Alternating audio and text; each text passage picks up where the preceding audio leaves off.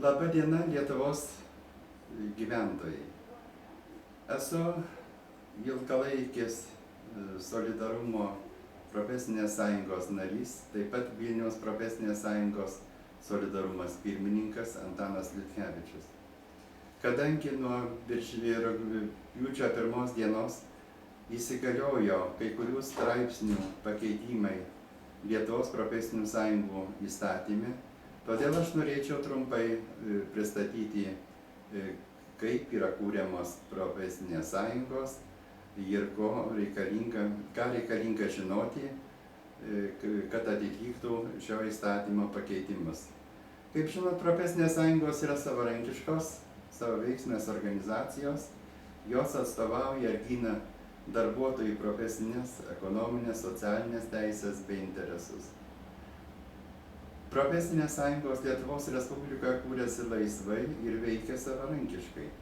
Jos turi teisę parengti savo veiklos įstatus ir reglamentus, laisvai rinkti savo atstovus, organizuoti bei formuoti savo veiklos programą. Profesinės sąjungos gali steigtis profesinių, pareiginių, gamybinių, teritorinių ar kitais pačių profesinių sąjungų nustatytais principais.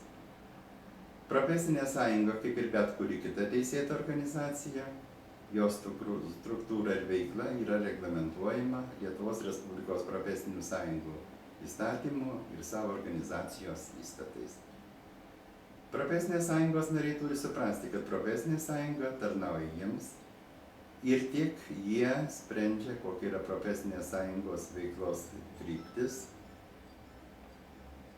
Taip pat norėčiau apsistoti dėl pakeitimų, kuris yra padarytas profesinių sąjungų įstatyme, kas yra būtina, kad įsteigti profesinę sąjungą.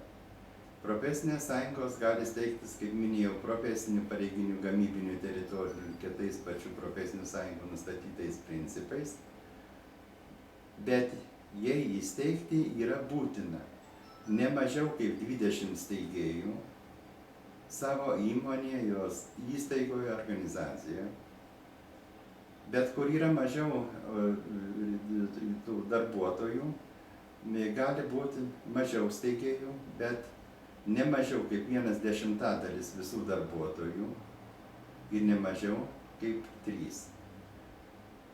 Ir profesinės sąjungos susirinkime visuotiniam, prieš omeny, kada steigės organizacija, turi būtinai būti patvirtinti jos įstatai bei išrinkti valdymo organai.